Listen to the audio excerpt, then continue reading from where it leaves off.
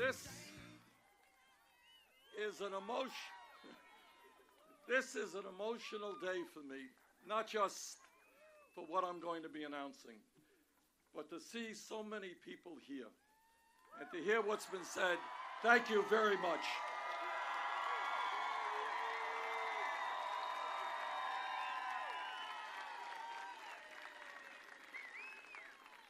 Let me thank all of you, not only for being here today, but for the support you have given me over the years as mayor of this beautiful city, as Vermont's only congressman, and now as our United States Senator.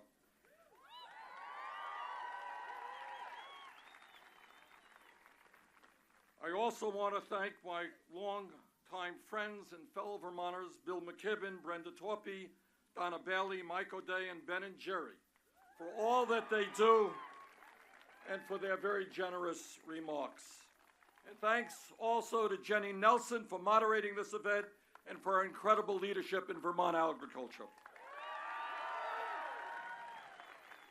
I also want to thank my family, my wife Jane, my brother Larry, my children Levy, Heather, Karina, and Dave for their love and support, and my beautiful 7 grandchildren, Sonny, Cole, Riley, Grayson, Ella, Tess, and Dylan, who provide so much joy in my life. Today, here in our small state, a state that has led this nation in so many ways, I am proud to announce my candidacy for President of the United States of America.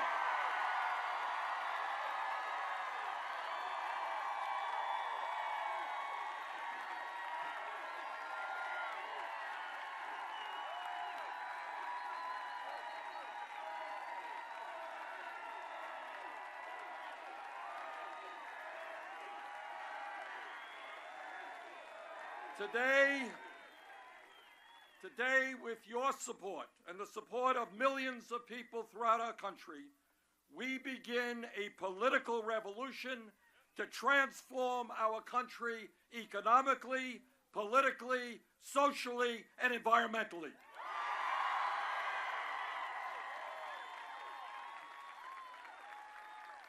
Today, we stand here and say loudly and clearly, enough is enough. This great nation and its government belong to all of the people and not to a handful of billionaires.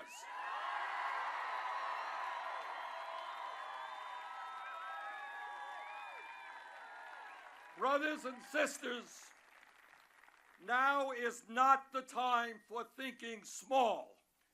Now is not the time for the same old establishment politics and stale inside the Beltway ideas. Now is the time for millions of working families to come together to revitalize American democracy, to end the collapse of our middle class, and to make certain that our children and grandchildren are able to enjoy a quality of life that brings them health, prosperity, security, and joy, and that once again makes the United States the leader in the world in the fight for economic and social justice, for environmental sanity, and for a world of peace.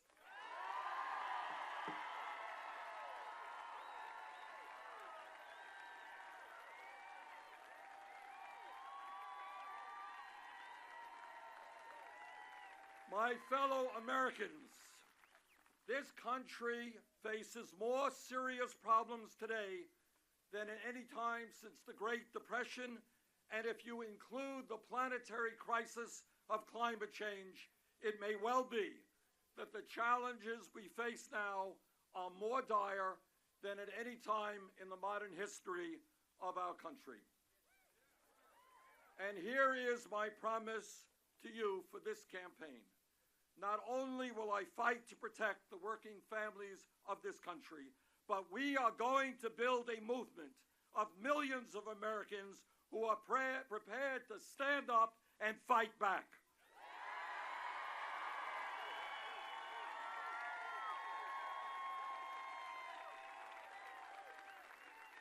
We are going to take this campaign directly to the people in town meetings, door-to-door conversations, on street corners, and in social media.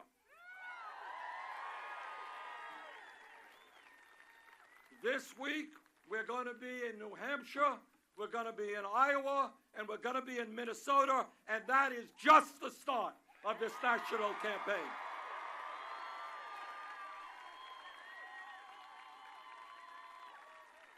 Let me be clear. This campaign is not about Bernie Sanders. It's not about Hillary Clinton. It is not about Jeb Bush or anyone else. This campaign is about the needs of the American people.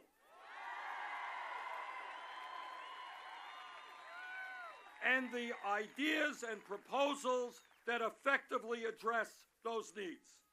As someone who has never run a negative political ad in my life,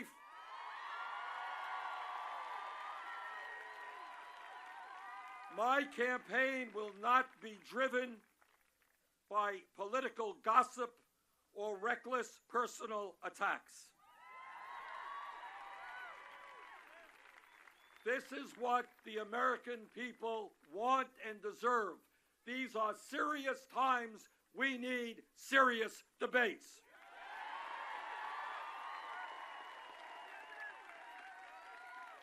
Politics in a democratic society should not be treated as if it were a baseball game, a game show, or a soap opera.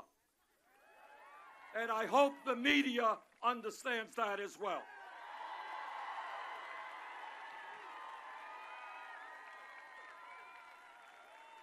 Let me take a minute to touch on some of the issues that I will be focusing on in the coming months, and then give you a brief outline of an agenda for America, an agenda which, in fact, will deal with these serious problems and lead us to a better future. Today we live in a nation which is the wealthiest nation in the history of the world, but that reality means very little for most of us, because almost all of that wealth is owned and controlled by a tiny handful of individuals. In America, we now have more income and wealth inequality than any other major country on earth, and the gap between the very rich and everyone else is growing wider and wider. The issue of wealth and income inequality is the great moral issue of our time. It is the great economic issue of our time. It is the great political issue of our time, and we will address it.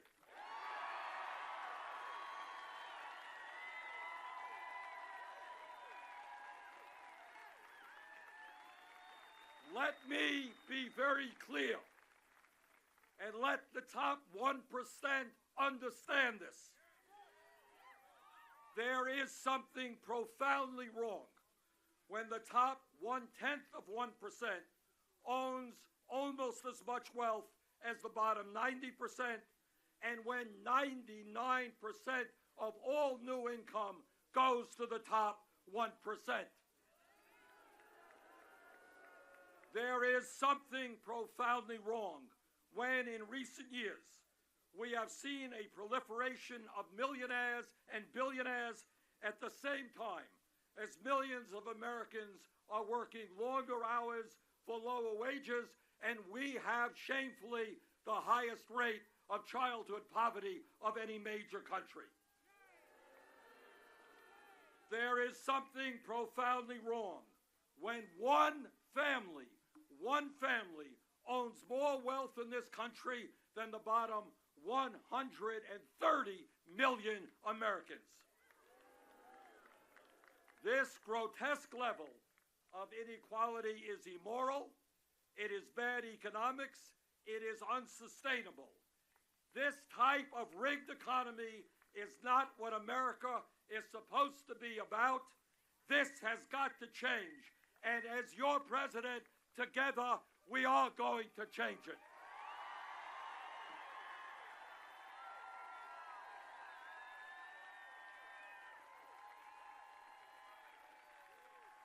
But it is not just income and wealth inequality. It is a tragic reality that for the last 40 years, the great middle class of our country, once the envy of the entire world, has been disappearing. Despite exploding technology and increased worker productivity, median family income is almost $5,000 less today than it was in 1999. In our great state and all over this country, people are working not one job, but two jobs, three jobs, trying to cobble together an income and some health care. That is not acceptable. We can and must do better.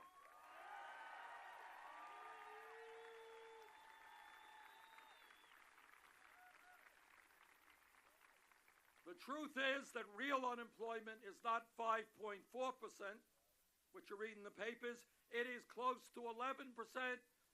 Youth unemployment, 17%. African American youth unemployment off the charts. Today, shamefully, we have 45 million people living in poverty, many of whom are working at low-wage jobs. In America today, despite the gains of the Affordable Care Act, 35 million Americans still lack any health insurance. My friends, that is the reality of the middle class in America today.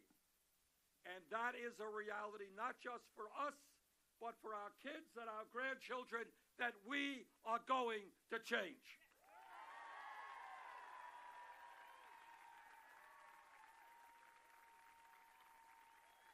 My fellow Americans, let me be as blunt as I can and tell you what you already know. As a result of the disastrous Supreme Court decision on Citizens United, the American political system has been totally corrupted, and the foundations of American democracy are now being undermined. What the Supreme Court said, essentially, was that it was not good enough for the billionaires to own much of the economy. They can now own the United States government as well, and that is precisely what they are trying to do. Now, what I learned in school, and I think what the men and women who put their lives on the line to defend our country have long known, that American democracy is not about billionaires being able to buy candidates and buy elections. It is not about the Koch brothers and Sheldon Adelson and other incredibly wealthy individuals spending billions of dollars to elect candidates who will make the rich richer and everyone else poorer. According to media reports, if you can believe it, the Koch brothers in this election cycle are prepared to spend more money than either the Democratic or Republican parties. That is not democracy. That is oligarchy.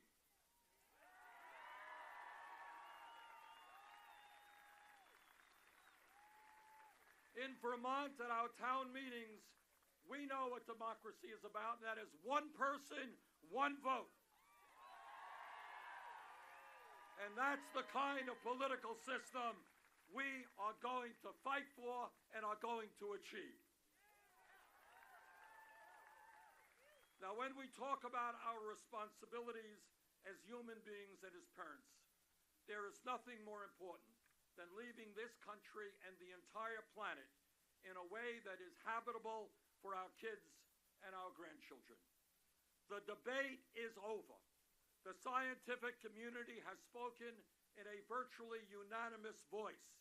Climate change is real, it is caused by human activity, and it is already causing devastating problems in our country and around the world.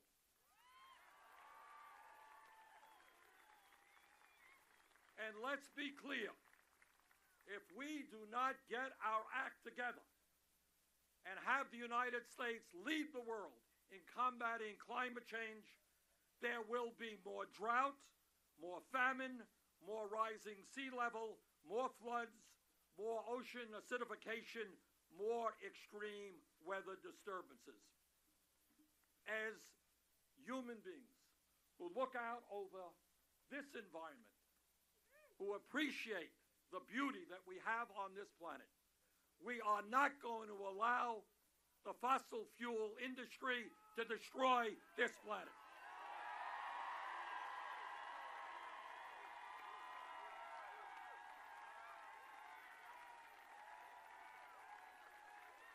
Brothers and sisters, it is no secret that there is massive discontent with politics in America today. In the last midterm election, some 63% of Americans did not vote, including 80% of young people. Poll after poll tells us that our citizens no longer have confidence in our political institutions and given the power of big money in the political process in general. They understand that their pain is not being heard in Washington, and that people in Washington and elected officials are much more concerned about the lobbyists and the billionaires than the suffering of ordinary people. Now, combating this political alienation, this cynicism, and this legitimate anger will not be easy. That's for sure. But that is exactly what, together, we must do if we're going to turn this country around, and that is what this campaign is all about.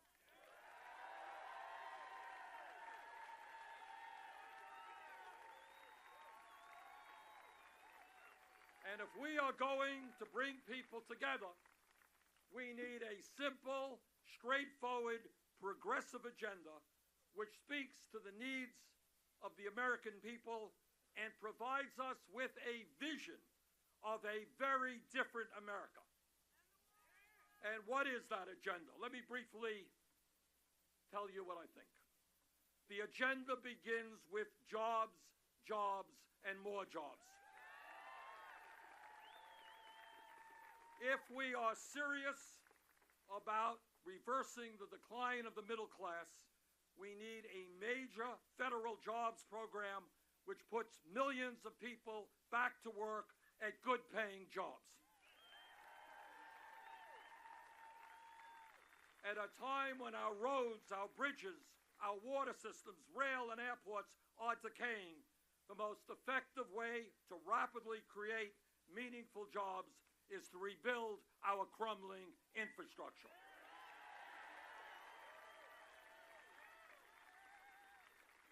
And that is why I've introduced legislation which would invest $1 trillion over 5 years to modernize our country's physical infrastructure, legislation that would create and maintain 13 million good-paying jobs.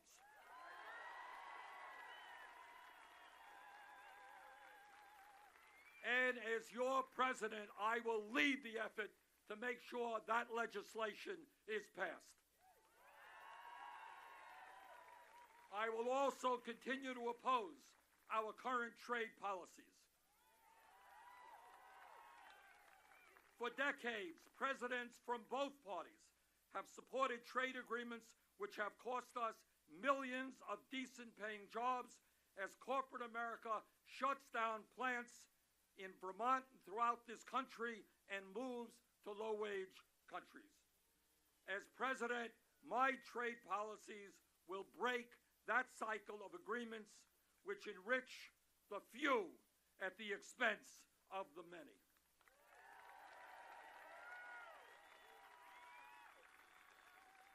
Let us also be honest and acknowledge that today, millions of American workers are now working for totally inadequate wages.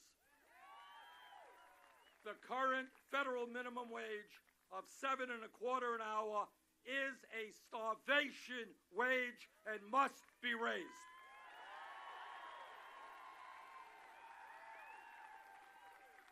The minimum wage in this country must become a living wage, which means raising it to $15 an hour over the next few years.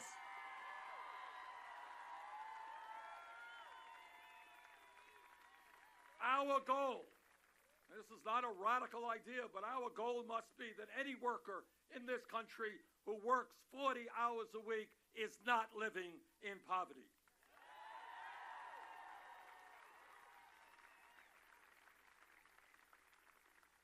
Further, we must establish pay equity for women workers.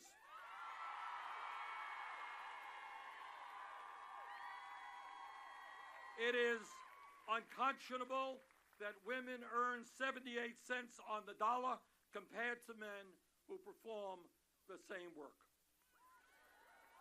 We must also revise our overtime standards so that people making 25 or 30,000 an hour, 30,000 a year, who are working 50, 60 hours a week, get time and a half.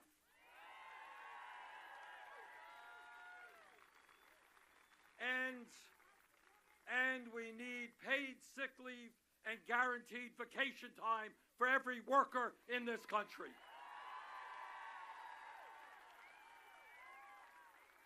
This campaign, starting today, is going to send a message to the billionaire class, and that is, you can't have it all.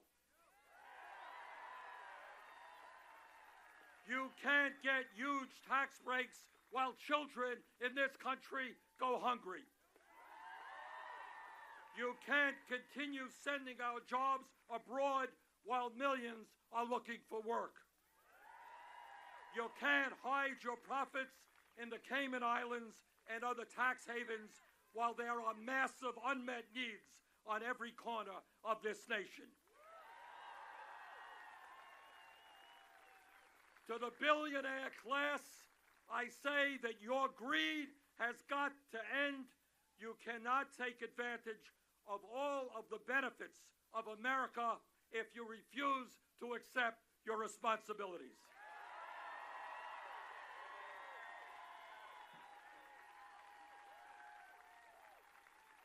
And that is why we need a tax system which is fair and progressive, which tells the wealthiest individuals and the largest corporations that they are going to begin to start paying their fair share of taxes.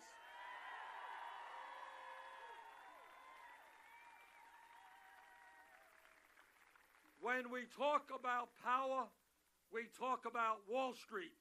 In my view, it is time to break up the largest financial institutions in this country.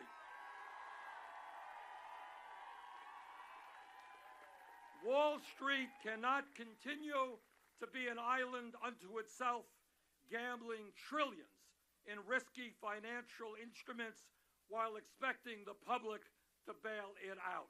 If a bank is too big to fail, that bank is too big to exist.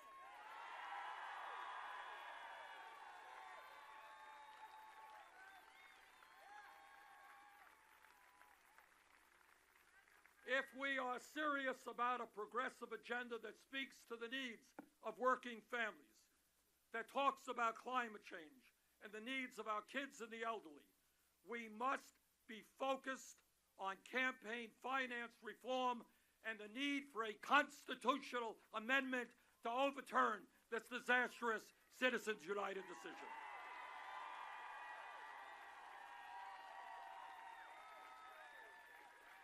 I have said it before and I'll say it again.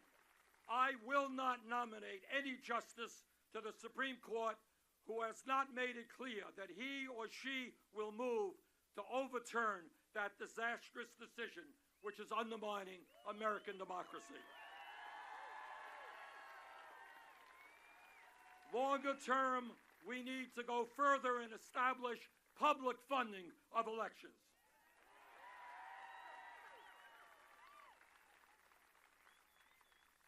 As I look to our future, it is clear to me that the United States of America must lead the world in reversing climate change.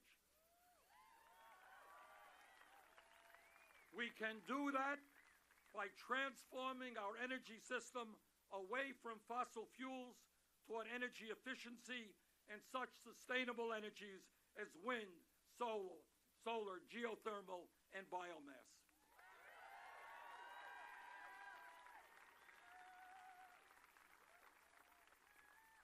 Brothers and sisters, the United States of America today remains the only major country on earth that does not guarantee health care to all people as a right.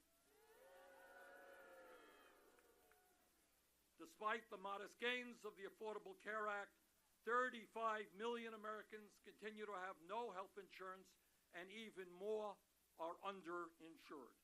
Yet, despite that pathetic record, we end up spending almost twice as much per capita on health care as any other nation. In my strong opinion, the United States must join the rest of the industrialized world and guarantee health care to all as a right.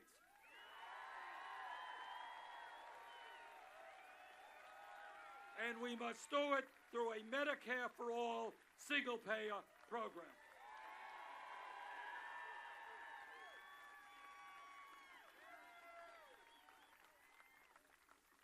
At a time when millions of Americans are struggling to keep their heads above water economically, at a time when senior poverty is increasing, at a time when millions of kids in this country don't get enough food to eat, my Republican colleagues, as part of their recently passed budget, are trying to make a terrible situation even worse.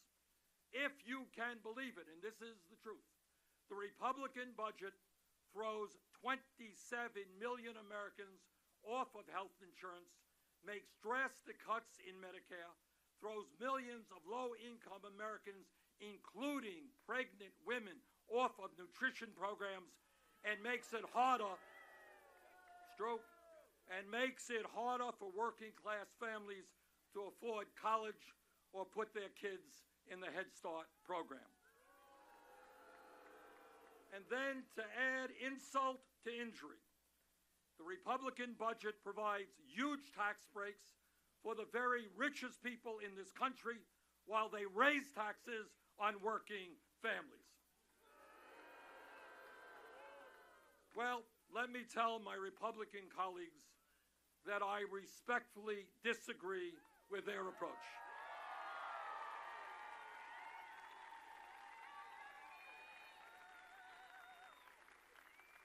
Instead of cutting Social Security, we are going to expand Social Security benefits. Instead of cutting Head Start and child care, we are going to move to a universal pre-K system for all the children of this country. As Franklin Delano Roosevelt reminded us, a nation's greatness is judged not by what it provides to the most well-off, but how it treats the people most in need, and that is the kind of country we must become.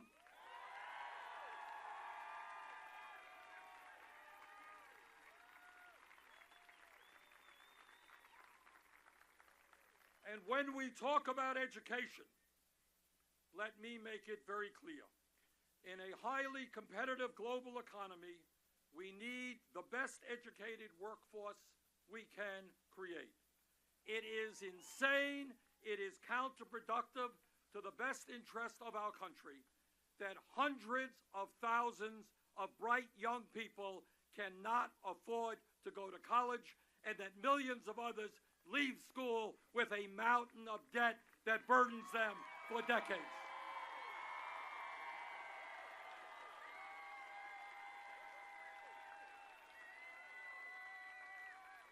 This is not what a great country is about.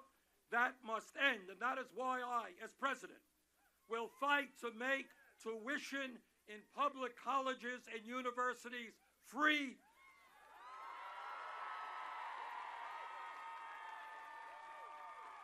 as well as substantially lower interest rates on student loans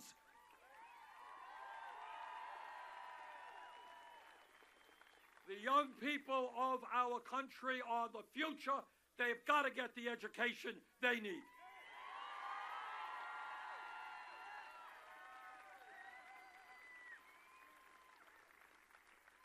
As everybody knows, we live in a difficult and dangerous world, and there are people out there who would do us harm.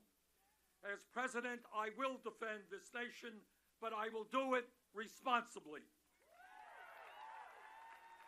As a member of Congress, I voted against the war in Iraq, and that was the right vote.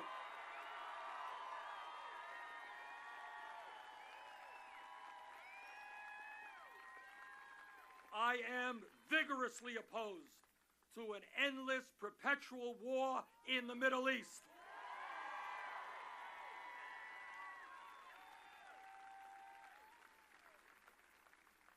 Yes, we must be vigorous in combating terrorism and defeating ISIS, but we as a nation should not have to bear that burden alone. We must be part of an international coalition led by the Muslim nations that can not only defeat ISIS, but begin the process of creating conditions for lasting peace.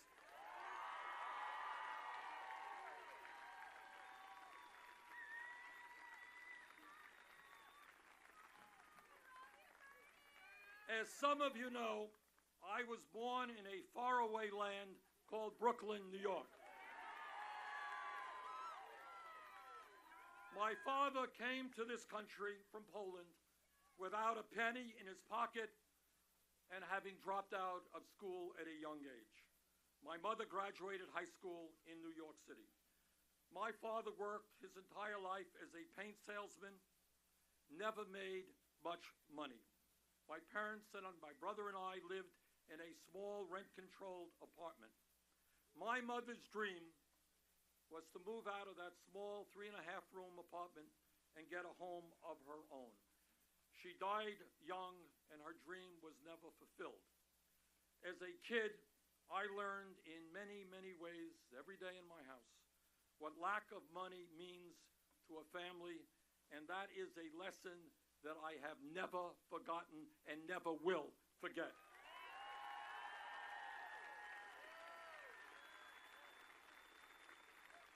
I have seen, as many of you have, the promise of America in our own lives.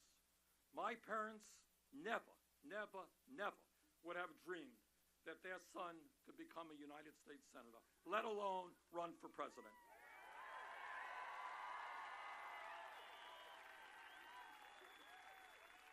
But for too many of our fellow Americans, the dream of progress and opportunity is being denied by the grind of an economy that funnels virtually all of the wealth and all of the income to the top. And to those who say we cannot restore the dream, I say just look where we are standing today. As some of you will remember, this beautiful place was once an unsightly rail yard that served no public purpose and was an eyesore. As mayor, I worked with the people of Burlington to help turn this waterfront into the beautiful, people-oriented public space it is today.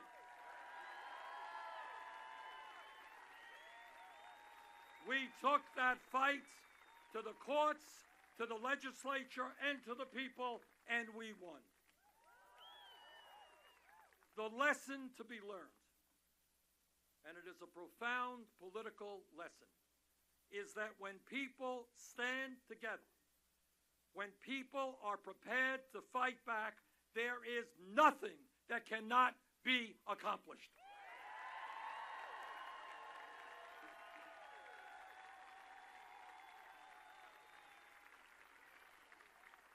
We can live in a country where every person has health care is a right, not a privilege.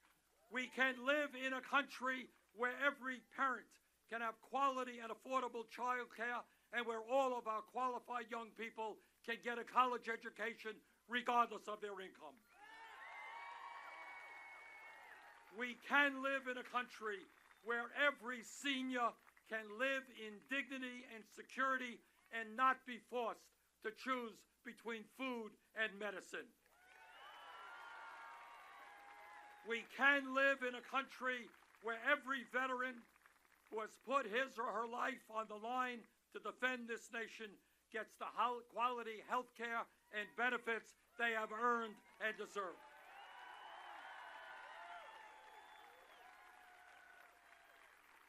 We can live in a country where every person, no matter their race, their religion, their disability, or their sexual orientation, realizes the full promise of equality that is our birthright as Americans.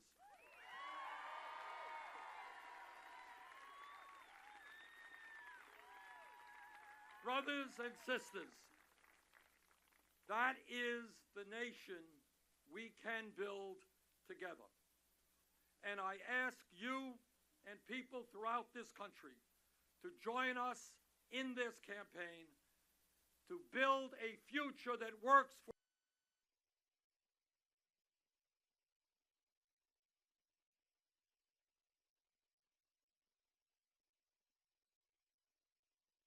Thank you again for coming out on this beautiful day. Thank you.